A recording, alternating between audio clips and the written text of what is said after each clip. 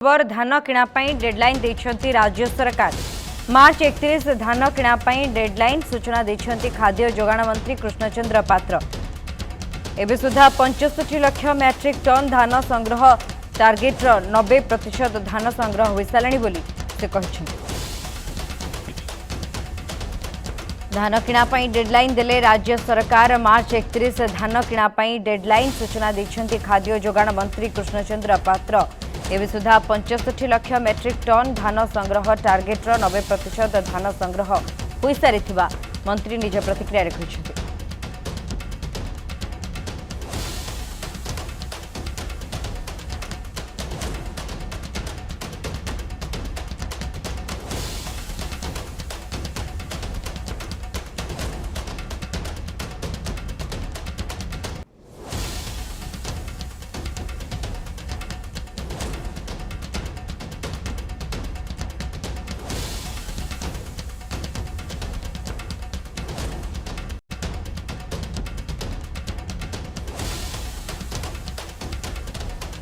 आयकर फाइल करथिले भी कटिबो नाही राशन कार्ड एने फिजिकल वेरिफिकेशन करिवे राज्य सरकार।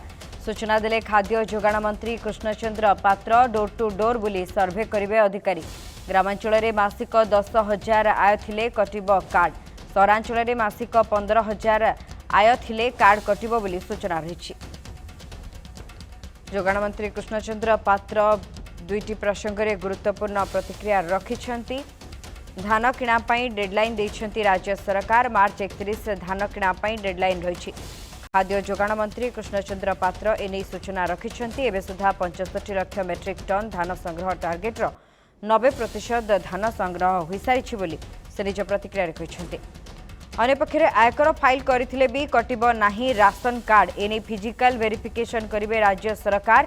खाद्य जोगाण मंत्री कृष्णचंद्र पात्र एने सूचना देछंती। डोर टू डोर बुली सर्वे करिवे अधिकारी। ग्रामांचल रे मासिक 10,000 आय थिले कटिबो कार्ड। सहरांचल रे मासिक 15,000 आय थिले कार्ड कटिबो बुली सूचना रहिछि।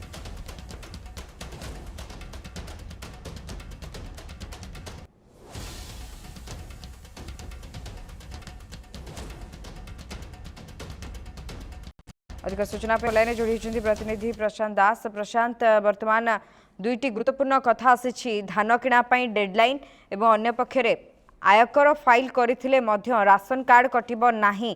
यार भितरे जो चाषी माने हंतसंत होउछंती एजाय मध्य धान देई पारि नाहंती सेमानंक पय आ मासेर समय रहिछि। मात्र किभଳି भाबरे सुरक्षित धान से माने मंडी रे देई परिबे से नै चिंता रहिछि। सुस्मिता जदि आपण देखिबे पूरा दिग को धान किणार कहीं चाषी कूल ओडिशा जो मान रही सेमानंक भितरे उत्साह भरी रही कहीं जितेबाला बोनस राज्य सरकार 800 टंका वृद्धि कले देवा आरंभ करिसेंती।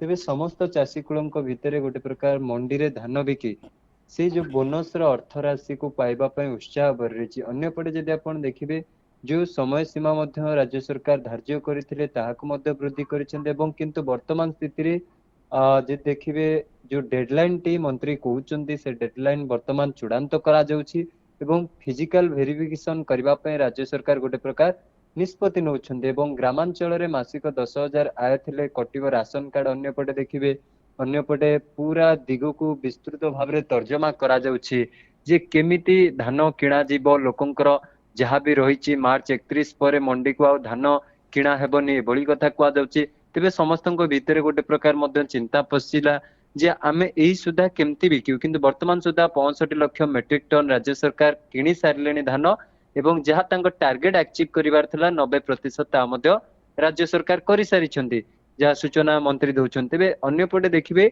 फिजिकल वेरिफिकेशन निर्देश दिया जाउछि काहेकना जो रही आयकर की विशेष करी राशन कार्ड क्षेत्र रे जे देखिबे ग्रामांचल कोंतु सहरांचल कथा कोंतु ए दिग को मध्य गोटे प्रकार गुरुत्व दिया जाउछि जेहेतु जोगाण विभाग अधीन रे ए दुईटी विभाग रही ए दुईटी कार्यक्रम रही गोटे प्रकार राशन लोकन को सठिक भाव में जोगेबा हो। अन्यपटे जदि आपण देखिबे जो धान किणा को नहीं ये दुईटी दिग को नहीं गुरुत्वर सह निया जाउछि एवं खाद्य खाउटी कल्याण विभाग जोगाण विभाग रो एबे गुरुत्वपूर्ण ये जो दुईटी कार्य वर्तमान राज्य रे चलीछि ए दुईटी कार्यक्रम को आहुरी गतिशील करबा एवं जो माने हिताधिकारी रहिचंती राशन रे सेवानंको तांको प्राप्य मिलो अयोग्यों को केमती राशन रे जोड़ी हबो जो माने फेक कार्ड हातेइछन्ति जो माने निजर अयस आराम करूछन्ति तापरे मध्य राशन कार्ड हाते से माने लोकंकर जो माने प्राप्य जो माने हकदार सेमानंकटु पाइबा कथा सेमाने पाई पारनांति सेमानकु जोड़िया पई प्रक्रिया होची अन्यपटे चाषी को खुशी करबा पई तथा चाषी कुल को तांको मेरुदंड को स्ट्रांग करबा पई वृद्धि करबा पई काहेकना विभिन्न समय रे चाषींकर जो दुख आसे दुर्दशा आसे ताहाकु नै मध्य सरकार विभिन्न समय रे चिंतार पड़ती किंतु नूतन सरकार आसीबा परे चाषी कुलंक पई गोटे प्रकार एक्टिव मोड रे रहिचंती चाषी कुल केमती खुशी हेबे एवं चाष को आहुरी बढ़ाइबे चाषी जदि आपण देखिबे ठीक रहिले चाष मध्य से माने ठीक भाव रे करिवे एवं चाष हसिले जदि आपण देखिबे देशर भविष्यत हसिबो काहेकरा समस्ते चाष उपरे निर्भर करिथांती खाद्य सेठो आसुथाय सेठो आपणकर अर्थनीतिक व्यवस्था मध्य वृद्धि हुए सुदृढ़ हुए तेबे सबु दिगरे गुरुत्वर सह जदि आपण देखिबे चाष मध्य गुरुत्व रही तेबे सेथिपाई मोहन सरकार आसीबा दिन ठारू जो प्रतिश्रुति देइथिले निर्वाचन समय रे बोनस वृद्धि करबा कोंतु 800 टंका केंद्र सरकार मध्य सेपटे वृद्धि करुचंती गतकाली मध्य पीएम किसान योजना रे आर्थिक आसुची तेबे संपूर्ण भाव रे राज्य सरकार केंद्र सरकार चाषी गोटे प्रकार कार्य करुचंती एवं आउ गोटे राज्य सरकार नुआ पदक्षेप जहाँ केंद्र सरकार गाइडलाइन आधार EKYC जरिया रे जो माने अयोग्य रहिछंती तांको बाद दे योग्यों को जोड़िबा पई लक्ष्य रखिछंती एवं सेमानंको केमती तांकर प्राप्य दिया जिवो ताकू मध्य लक्ष्य रखिछंती तेबे संपूर्ण भाव रे राज्य सरकार एबे दुईटी दिगरे कार्य करुचंती गोटे चाषी कुल को हसेबा एवं जो माने योग्य हिताधिकारी जहाँकर जो गरीबी भोक उपास रे न रहिबे जहाँ को